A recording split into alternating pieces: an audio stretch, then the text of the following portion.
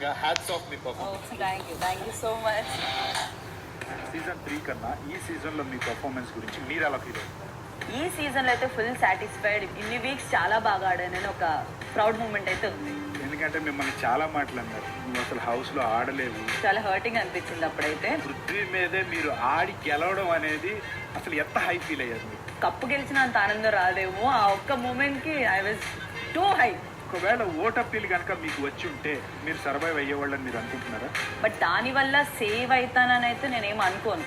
రోహిణి నామినేషన్స్కి రావడానికి వణుకు అని చెప్పి హరితేజ అన్నారు, దానికి మీ ఆన్సర్ ఏంటి? ఆ వీక్ వెళ్ళిపోవడం వల్ల నామినేట్ చేయలేదు, లేకపోతే నెక్స్ట్ వీక్ వాళ్ళే నామినేట్ చేసేవాళ్ళు నన్ను.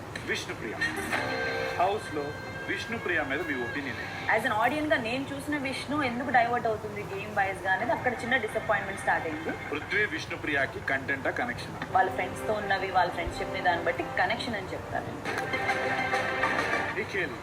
నిఖిల్, యష్మి అండ్ పృథ్వీ వీళ్ళు గ్రూప్ గేమ్ ఆడారా? గ్రూప్ గేమ్ అని నేను అన్నా, ఫ్రెండ్స్ అంటాను.